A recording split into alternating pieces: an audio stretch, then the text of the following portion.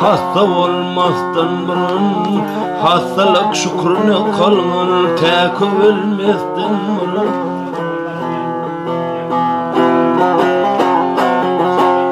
Göz yerin kadrini bildir yağı dolmazdan burun Gemide huşvar otur bir dağın elmezden burun Yaşlığın kadrini bilin te olmazdan ol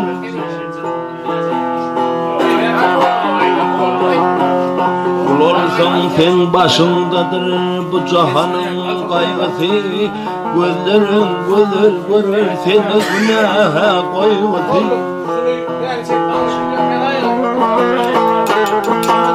Dillerin kıyvat keser laf yalan söz aygısı Hatiran yüzümün perişan ketudalık kaygısı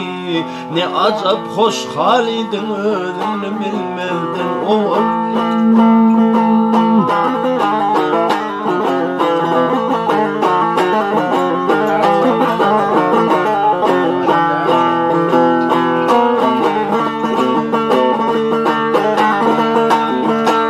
Yaradan yadındadır başın yaman haldayken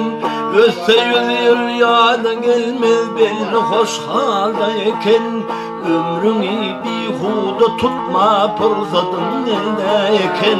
Derse barbadı hazan soldur seni güldeyken Gülmü yadından çıkarma yine solmazdın oğul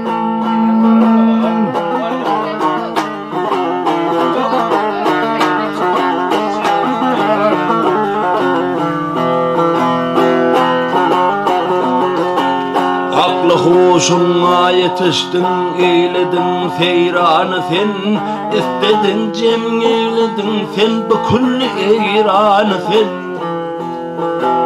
Hey havarın var mıdır, bu dünya mihmanı sen Kalmadan bir dem kanaat, Tanrı veren nanı sen Ağzının tayyarını kal kerven çekilmezdin oğul Kalmamıştır köne dünya rüstem bile zalına Karı olma bu 5 ulluk içki malını Hakikat arifni bir atlarını oydu şanına Çok zehir maltamını yılanını halına Tanla olma şargını dirlep uyanmazdan oğul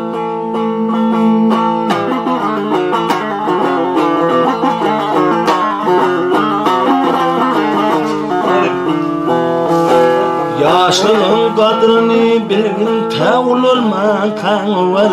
Tanla olma şargını derlep uyanmadın